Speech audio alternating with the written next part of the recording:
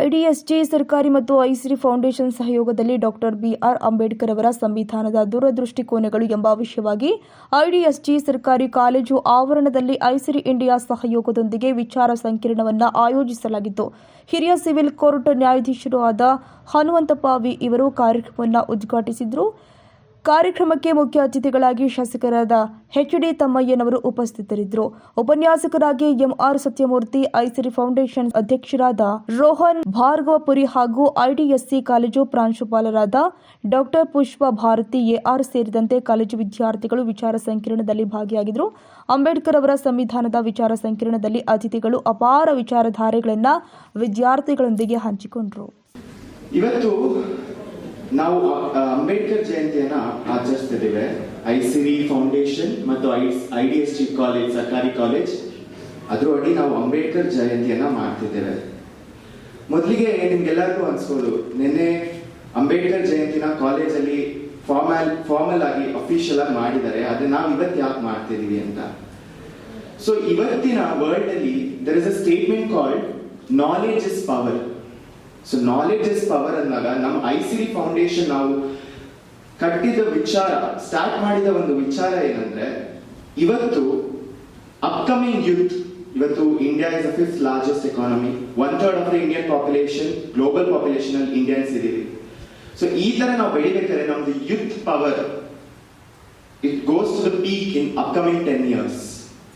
So ಈ 10 ವರ್ಷದಲ್ಲಿ ನಮಗಿರೋ ಆಪರ್ಚುನಿಟಿ ಏನಂದ್ರೆ ಯೂತ್ ಮತ್ತೆ ಸ್ಟೂಡೆಂಟ್ ಕಮ್ಯುನಿಟಿ ಲೀಡರ್ಶಿಪ್ ಮತ್ತೆ ಎಂಪವರ್ಮೆಂಟ್ ಅನ್ನು ಬಿಲ್ಡ್ ಮಾಡಬೇಕು.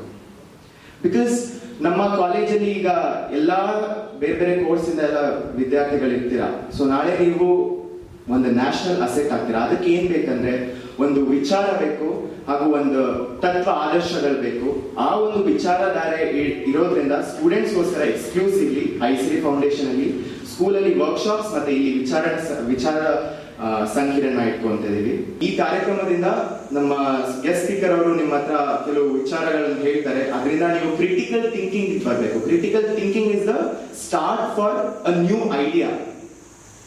ಸೊ ಹಾಗೆ ಆ ಒಂದು ಉದ್ದೇಶ ಇಟ್ಕೊಂಡು, ಆ ಒಂದು ಗೋಲ್, ಆಂಬಿಷನ್ ಇಟ್ಕೊಂಡು ಐಸಿರಿ ಫೌಂಡೇಶನ್ ನಿಮ್ಮೆಲ್ಲ ಮುಂದೆ ಈ ಒಂದು ಪ್ರಸ್ತುತ ಪಡಿಸ್ತದೆ ಈ ಒಂದು ಕಾರ್ಯಕ್ರಮ. We the people of India. We the people of India ಅಂದ ತಕ್ಷಣ ಬರೋದು the first line of our preamble, we the people of India. ಇದು ನಮ್ಮ ಸಂವಿಧಾನ ನಮಗೆ ನಾವೇ ಕೊಟ್ಕೊಂಡಿರೋದು ಅಂತ ಬರ್ತಿರೋದು. ಇದು ಯಾರು ರಾಜರು ಬರ್ತಿಲ್ಲ, ಇನ್ಯಾರೋ ಒಂದು ಪೊಲಿಟಿಕಲ್ ಪಾರ್ಟಿ ಬರ್ತಿಲ್ಲ, ಇನ್ಯಾರೋ ಒಬ್ರು ಡಿಕ್ಟೇಟರ್ಶಿಪ್ ಇಂದ ಬರ್ತಿಲ್ಲ. We the people of India. ನಾವು ಏನ್ ಮಾಡ್ಬೇಕು ಅನ್ನೋದಕ್ಕೆ ಇಂಡಿಯಾ, ಐಸಿರಿ ಇಂಡಿಯಾ ಕಡೆಯಿಂದ ಈ ಒಂದು ಕಾರ್ಯಕ್ರಮ ಆಯೋಜಿಸ್ಕೊಂಡಿದೀವಿ. ಇದೆಲ್ಲದಿಂದ ನೀವು ಬೆನಿಫಿಷಿಯಲ್ ಆಗಿ ಕೆಲವು ವಿಚಾರಗಳು ತಿಳ್ಕೊಂಡು ನಾಳೆ ನೀವು ಒಂದು ಚೇಂಜ್ ಮೇಕರ್ಸ್ ಆಗ್ತೀರಾ ಅನ್ನೋದು ನಂಬಿದ್ದೀನಿ.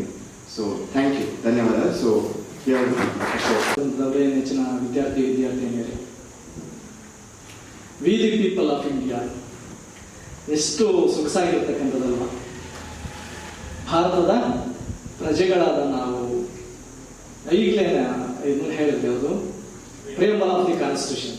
V the people of India, ಭಾರತದ ಪ್ರಜೆಗಳಾದ ನಾವು ಭಾರತವನ್ನ ಸಾರ್ವಭೌಮ, ಸಮಾಜವಾದಿ, ಜಾತ್ಯತೀತ, ಪ್ರಜಾಸತ್ತಾತ್ಮಕ ಗಣರಾಜ್ಯವನ್ನಾಗಿ ರೂಪಿಸುವುದಕ್ಕಾಗಿ ದೇಶದ ಎಲ್ಲ ನಾಗರಿಕರಿಗೆ ಸಾಮಾಜಿಕ, ಆರ್ಥಿಕ ಮತ್ತು ರಾಜಕೀಯ ನ್ಯಾಯವನ್ನು ಕೊಡ್ತೇವೆ. ವಿಚಾರ, ಅಭಿವ್ಯಕ್ತಿ, ನಂಬಿಕೆ, ಧರ್ಮ ಮತ್ತು ಉಪಾಸನೆಯ ಸ್ವಾತಂತ್ರ್ಯ ಕೊಡ್ತೇವೆ. ವ್ಯಕ್ತಿ ಗೌರವ, ದೇಶದ ಏಕತೆ ಮತ್ತು ಸಮಗ್ರತೆಗಾಗಿ ಎಲ್ಲರಲ್ಲಿ ಭ್ರಾತೃತ್ವ ಭಾವನೆಯನ್ನು ಮೂಡಿಸ್ತೀವಿ. ಸ್ಥಾನಮಾನ ಮತ್ತು ಅವಕಾಶಗಳ ಸಮಾನತೆಯನ್ನು ಕಲ್ಪಿಸಿಕೊಡ್ತೀವಿ ಅಂತ ವಿ ಹ್ಯಾವ್ ಡಿಕ್ಲೇರ್ಡ್. ಈ ಸಂವಿಧಾನವನ್ನು ನಾವೇನೆ ಸಮರ್ಪಿಸಿಕೊಂಡಿರ್ತಕ್ಕಂಥದ್ದು. ಇಂತಹ ಒಂದು ಸಂವಿಧಾನದಲ್ಲಿ ಮುಖ್ಯವಾಗಿರ್ತಕ್ಕಂತಹ 3 ಆಶಯಗಳಿವೆ: ಸ್ವತಂತ್ರ, ಸಮಾನತೆ ಮತ್ತು ಭ್ರಾತೃತ್ವ ಅಂತ 3. ಮತ್ತೆ ಅಂಬೇಡ್ಕರ್ ಅವರ 3 ಸ್ಲೋಗನ್ಸ್ ಯಾವುದು ಆಗಲೇ ಹೇಳಿದ್ರು: ಶಿಕ್ಷಣ, ಸಂಘಟನೆ ಮತ್ತು ಹೋರಾಟ ಅಂತ. ಹೇಳಿದ ಮಾತು ಮರೆಯಬೇಡಿ, ಮರೆತು ಮಲಗಬೇಡಿ. ಅಂಬೇಡ್ಕರ್ ಹೇಳಿದ ಮಾತು ಮರೆಯಬೇಡಿ, ಮರೆತು ಮಲಗಬೇಡಿ. ಜಾತಿ ವರ್ಗ ಒಂದೇ ನಾಣ್ಯದೆರಡು ಮುಖಗಳು, ವಂಚಿತರೇ ಈ ದೇಶದ ವಾರಸುದಾರರು. ಅಂಬೇಡ್ಕರ್ ಹೇಳಿದ ಮಾತು ಮರೆಯಬೇಡಿ, ಮರೆತು ಮಲಗಬೇಡಿ. ಶಿಕ್ಷಣ, ಸಂಘಟನೆ, ಹೋರಾಟ, ಮುತ್ತಿನಂತ ಮೂರೇ ಸೂತ್ರ. ದುಡಿಯುವ ಜನಕ್ಕೆ ಧೈರ್ಯ ಕೊಡು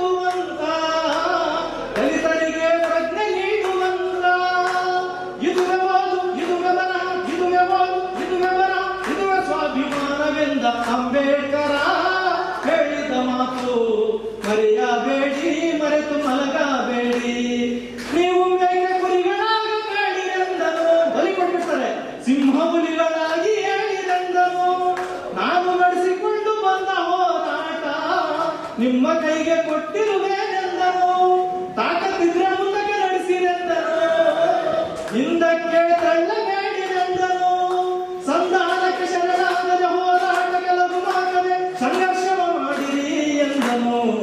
ಅಂದ ಅಂಬೇಡ್ಕರ ಹೇಳಿದ ಮಾತು ಮರೆಯಬೇಡಿ, ಮರೆತು ಮಲಗಬೇಡಿ, ಮರೆಯಬೇಡಿ, ಮರೆತು ಮಲಗಬೇಡಿ. ಜೈ ಭೀಮ್.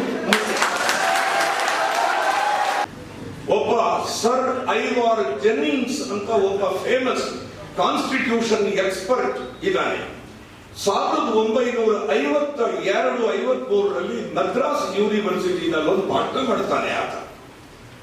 ಈ ಕಾನ್ಸ್ಟಿಟ್ಯೂಷನ್ ಇಂಡಿಯಾದೇನಿದೆ ಅದು ತುಂಬಾ ಉದ್ದ ಆಯಿತು, ತುಂಬಾ ರಿಜಿಡ್ ಆಯಿತು ಅಂತೆಲ್ಲ ಬೈತಾನೆ. ಅದಕ್ಕೆ ಫ್ಯಾಲಿ ನಾರಿಮನ್ನಿಗೆ ಅವರ ಫ್ರೆಂಡ್ ಹೇಳಿದ್ದಂತೆ, ಈ ಸರ್ ಐವಾರ್ ಜೆನ್ನಿಂಗ್ಸ್ ಟೀಕೆ ಮಾಡಿದ್ದಲ್ಲ, ಕಾನ್ಸ್ಟಿಟ್ಯೂಷನ್ ಅಸೆಂಬ್ಲಿನಲ್ಲಿ ಇದ್ದಂಥವರೆಲ್ಲ ಲಾಯರ್ಗಳೇ ಹಾಗೆ ಅಂತ. ಆ ಸರ್ ಐವಾರ್ ಜೆನ್ನಿಂಗ್ಸ್ಗೆ ಶ್ರೀಲಂಕಾದ ಕಾನ್ಸ್ಟಿಟ್ಯೂಷನ್ ಬರೆಯೋದಕ್ಕೆ ಕೇಳ್ತು ಸರ್ಕಾರ. ಬರ್ಕೊಟ್ಟ. ಬಹಳ ಅಳತೆ ಮಾಡಿ ತೂಕ ಮಾಡಿ ಪದಗಳನ್ನು ಹಾಕಿ ಕಾನ್ಸ್ಟಿಟ್ಯೂಷನ್ ಬರೆದ. 14 ವರ್ಷ ಅದು ಬದುಕಿತ್ತು. ಹೌದಾ? ಸಾಹೇಬರು ಹೊರಟಿದ್ದಾರೆ. ಆಗ ಮೋಹನ ಮುರಳಿ ಕರೆಯಿತು ದೂರತೀರಕ್ಕೆ ನಿನ್ನ. ಒಲಿದ ಮಿದುವೆದೆ ರಕ್ತ ಮಾಂಸದ ಬಿಸಿದು ಸೋಂಕಿನ ಪಂಜರ ಇಷ್ಟೇ ಸಾಕಿದ್ದಿದ್ದೆಯಲ್ಲೋ, ಇಂದು ಏನಿದು ಬೇಸರ. ಇರುವುದೆಲ್ಲವ ಬಿಟ್ಟು ಇರುವುದರೆಡೆಗೆ ತುಡಿಯುವುದೇ ಜೀವನ. ಐಸಿರಿ ಟುಡೇ, ವಾಯ್ಸ್ ಆಫ್ ಡೆಮೋಕ್ರಸಿ.